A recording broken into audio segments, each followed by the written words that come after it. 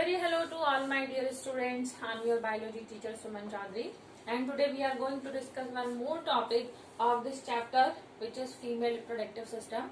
आज हम एक और टॉपिक डिस्कस करने जा रहे हैं इस चैप्टर का, जो है female reproductive system.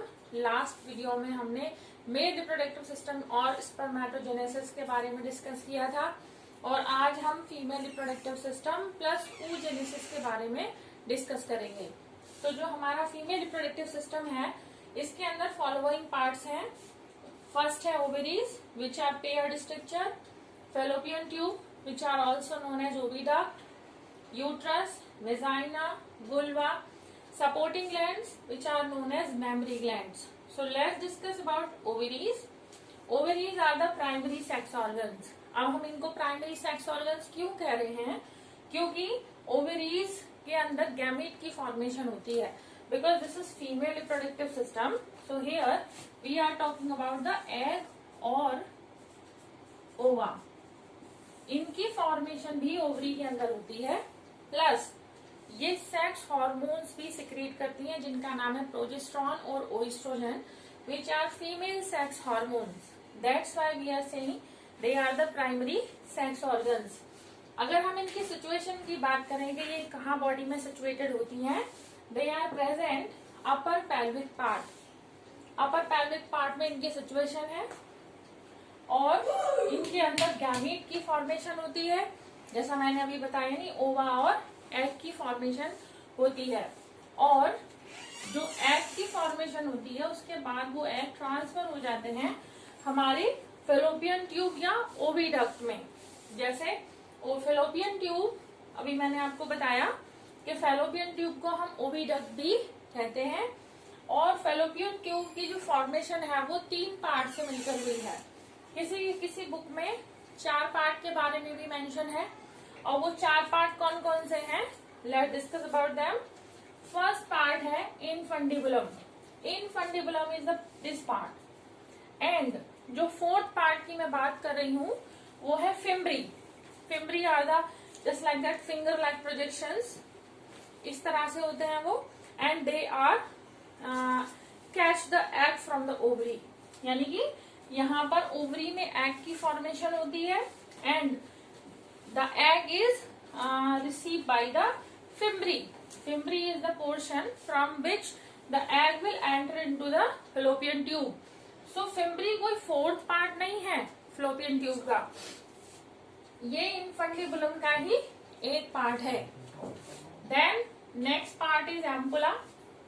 Ampulla is very very very important. Why I am saying very very important? Because ampulla is the part और site where fertilisation is takes place, यानी कि जहां पर फर्टिलाइजेशन होता है वो जगह है हमारी एम्पुला फेलोपियन ट्यूब में। 10th क्लास तक हम पढ़ते थे site of fertilization in human female, तो हम कहते थे फेलोपियन ट्यूब, क्योंकि वहां पर इन सारे पार्ट्स के बारे में डिस्कशन नहीं था। बट यहाँ पर अब हमको पता है, because ampulla is the part of oviduct और fallopian tube, so site of fertilisation is ampulla. जो पुरानी एनसीईआरटी की बुक थी, वहां पर जो फर्टिलाइजेशन की साइट है वो एम्पुलरी इस्थमस जंक्शन को बताया गया है, because isthmus is the next part of fallopian tube, जिसके बारे में मैंने यहाँ बताया है। This is isthmus. और पुरानी एनसीईआरटी की बुक में मेंशन है कि जो फेलोपियन ट्यूब का ये वाला जो पार्ट होता है, जो जंक्शन है जहाँ पे कि एम्पुला और इस्थमस आपस में मिलते हैं, जो जंक्शन है वहां पे फर्टिलाइजेशन होता है, लेकिन ऐसा नहीं है। जो नई एनसीईआरटी की बुक है वहां पर उन्होंने अपनी इस मिस्टेक को सुधार लिया है, और उस बुक में नई जो एनसीईआरटी की बुक है उनमें मेंशन है कि जो फर्टिलाइजेशन की साइट है वो एम्पुला है, ना कि इस्थमस और एम्पुलरी जंक्शन। ओके बच्चों, next part is isthmus. Isthmus is open into the uterus. So let's discuss about the uterus. जिस तरह से हमारी फेलोपियन ट्यूब 3 पार्ट से मिलकर बनी है, उसी तरह से हमारा यूट्रस भी 3 पार्ट से मिलकर बना है, यानी 3 लेयर से मिलकर बना है। जो आउटर मोस्ट लेयर है यूट्रस की, that is known as perimetrium. Peri means परिधि, जो बाहर की तरफ है, that is perimetrium. Myometrium, myo means middle, जो बीच की लेयर है, दिस वन, जो ये ब्लैंक ब्लैंक स्पेस दिख रहा है, that is myometrium. And the innermost layer is endometrium. Endo means अंदर, ट्रिक बताई मैंने आपको जिससे कि आपको ध्यान रहे। Endometrium is the innermost layer of uterus and this is the layer during the menstrual cycle, जिसमें की थिकनिंग प्रेजेंट होती है। And after the fertilization zygote will embedded in this layer. As you know, uterus को हम mother womb भी कहते हैं, where further embryonic developments takes place. यानी कि जो यहाँ पे फर्टिलाइजेशन के बाद जाइगोट की फॉर्मेशन हुई है, वो यहाँ पर आकर एम्बेडेड हो जाता है, जिसमें कि आगे के सारे फर्दर डिवीजन होते हैं। एंड्रोमीटियम जो लेयर है वो उस एम्ब्रियो के लिए न्यूट्रिशन का काम करती है। Next is vagina. Vagina is the female genital tract. During the birth of baby this vagina और this place is known as cervix और बर्थ कैनाल, जिसको हम बर्थ कैनाल भी कहते हैं। कब? During the birth of baby. Now vulva. Vulva is the female genital pore. And next are supporting glands, which are mammary glands. After the birth of baby, they produce the milk. So it's all about the female reproductive system, जिसमें हमने ovaries के बारे में पढ़ा, which are known as primary sex organs. और यहाँ से question पूछा जाता है कि ओवरीज का फंक्शन क्या है। तो फर्स्ट फंक्शन है फॉर्मेशन ऑफ गैमीट, यानी फॉर्मेशन ऑफ एग और ओवा। Next, production of oestrogen and progesterone hormone, which are the female sex hormones. Next, fallopian tube, which are also known as oviduct, and it is made up of with the help of three parts: infundibulum, ampulla, isthmus. Ampulla is the place where fertilization takes place, and the first part of fallopian tubes are fimbriae. These are the finger-like projections which catch or which receive the egg from the ovary. Ovaries के बारे में एक बात और, every month जो menstruation cycle होती है उसमें एक बार में एक ही ओवरी से एग प्रोड्यूस होता है, ना कि दोनों ओवरी से। यानी कि अगर एक बार लेफ्ट ओवरी से हुआ तो अगली बार राइट से होगा। दोनों ओवरी एक साथ एग प्रोड्यूस नहीं करती हैं। Next is uterus, which is also formed, which is also made with the help of three layers, and सबसे अंदर वाली endometrium, which is very important, who provide nourishment for the developing embryo. Myometrium, which is the middle layer. Perimetrium, which is the outside layer. Then vagina, vulva, and supporting glands. It's all about the female reproductive system. Now next is oogenesis. oogenesis, और इस process को हम ओवा formation भी कह सकते हैं।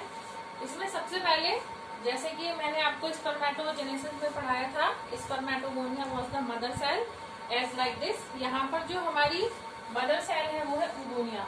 उगोनिया is the singular, अगर हम प्लूरल की बात करेंगे तो ये उगोनियम हो जाएगा। ध्यान से सुनिएगा, because this is the most complicated process of whole chapter.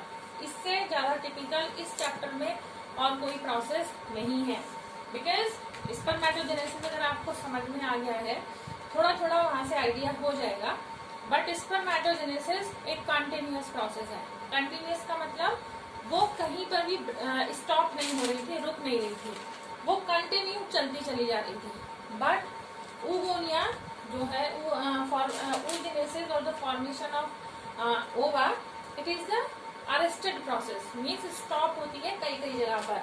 वो कहाँ होती है उसके बारे में आपको पढ़ने के दौरान पता चलेगा। जैसे हमारी जो फर्स्ट सेल है, मदर सेल है, वो है उगोनिया। उगोनिया को अपना नंबर बढ़ाना है। नंबर बढ़ाने के लिए सिर्फ नंबर बढ़ाना है, यानी कि एक से बहुत सारी सेल बननी है। तो कौन सा सेल डिवीजन होगा? माइटोसिस। बिकॉज माइटोसिस कैसा सेल डिवीजन है? जहाँ पर कि नंबर ऑफ क्रोमोसोम सेम रहता है और नंबर ऑफ सेल्स बढ़ जाता है। एक बात और, आप जानते हैं ये प्रोसेस कहाँ हो रही है? ये प्रोसेस हो रही है मदर वूम के अंदर, एम्ब्रियो है, जो हम कह सकते हैं फोइटस है, उसके अंदर जिसकी एज है 20 वीक्स, अगर मदर वूम के अंदर जो फोइटस है वो अगर गर्ल चाइल्ड है तो उसकी ओवरी के अंदर ये प्रोसेस चल रही है, बिकॉज oogenesis की प्रोसेस आफ्टर बर्थ नहीं होती है। ये प्रोसेस जो एग और ओवा बनने की फॉर्मेशन है ये बिफोर बर्थ ही स्टार्ट हो जाती है और through out the life from puberty से स्टार्ट होकर और मेनोपेज पे वो स्टॉप होती है। कहने का मतलब जो 20 वीक्स का फोइटस है, जो गर्ल चाइल्ड है, फीमेल जो मदर है उसके वूम में, तो उसके अंदर ये प्रोसेस चल रही है, उसकी ओवरीज के अंदर ये प्रोसेस चल रही है। सो उगोनिया ने माइटोटिस सेल डिवीजन किया जिससे कि नंबर ऑफ उगोनियम मिलियंस तक पहुंच गया। कहां तक? मिलियंस तक पहुंच गया। अब यहाँ पर कोई प्रोसेस नहीं हो रही है, नंबर ऑफ उगोनियम बढ़ चुका है और अब सिंपल ग्रोथ फेज है, जहाँ पे कि हमारी जो उगोनिया है वो प्राइमरी oocyte में बदल जाती है। यानी इनमें से कोई एक उगोनिया आएगी, अपने साइज को बड़ा करेगी और वो प्राइमरी oocyte में कन्वर्ट हो जाएगी। अब वो मेयोसिस फर्स्ट करना चाहती है। माइटोटिस के बाद यहाँ पर प्राइमरी oocyte क्या करना चाहती है? मेयोसिस करना चाहती है, बट क्योंकि यहाँ पर ना तो कोई सेक्स हार्मोन है, यानी यहाँ पर ना कोई एस्ट्रोजन है, कोई प्रोजेस्टेरॉन है, कोई भी सेक्स हार्मोन नहीं है, तो वो अरेस्टेड हो जाती है। अरेस्टेड का मतलब स्टॉप हो जाती है वहीं पर। और अरेस्ट होने की जो प्रोसेस है वो किस स्टेज पर होती है? वो है प्रोफेज फर्स्ट की डिप्लोटीन स्टेज। 11th में आपने सेल डिवीजन पढ़ा होगा, जब मेयोसिस पढ़ा था तो वहां पे आपने प्रोफेज फर्स्ट भी पढ़ा होगा, डिप्लोटीन, लैप्टोटीन, जाइगोटीन ये सब पढ़ी होंगी। तो वहां पर जो प्रोफेज फर्स्ट की डिप्लोटीन स्टेज है वहां पे हमारी प्राइमरी oocyte स्टॉप हो जाती है, अरेस्टेड हो जाती है। इसके आगे अब क्या होगा? Now birth, time of birth. Birth के बाद चाइल्डहुड है, यहाँ पर भी कोई सेक्स हार्मोन नहीं है, क्योंकि सेक्स हार्मोन की फॉर्मेशन होती है ड्यूरिंग द प्यूबर्टी। जब प्यूबर्टी स्टार्ट होती है तो वहां पर हमारी जो हाइपोथैलेमस ग्लैंड है वो गोनेडोट्रोपिन यानी GnRH, LH, FSH, जो ये 3 सेक्स हॉर्मोन्स हैं, जिनमें से कि ये वाला है GnRH, ये हाइपोथैलेमस से सिक्रीट होता है और ये मैसेज भेजता है हमारी पिट्यूटरी ग्लैंड को। अगर आपको याद हो तो सेम प्रोसेस हमारी स्पर्मेटोजेनेसिस में भी हुई थी, यानी कि gonadotropin hormone is released by the hypothalamus, is send the message to the pituitary gland who secrete the LH and FSH hormone. Then these hormones send the message to the ovaries who produce progesterone and estrogen hormone. Because of that the puberty ages start. ये पूरी cycle है। इसके बाद जैसे ही puberty stage आएगी तो हमारी जो प्राइमरी oocyte थी वो मेयोसिस फर्स्ट कंप्लीट करेगी और किसमें चेंज हो जाएगी? सेकेंडरी oocyte में। सेकेंडरी जो मेयोसिस फर्स्ट है, इसके बाद 2 सेल बनेगी, एक है फर्स्ट पोलर बॉडी और एक है सेकेंडरी oocyte, जिसके बारे में मैंने अभी आपको बताया। जो हमारी फर्स्ट पोलर बॉडी है it is very small, size में स्मॉल है, और जो हमारी सेकेंडरी oocyte है ये साइज में थोड़ी बड़ी है।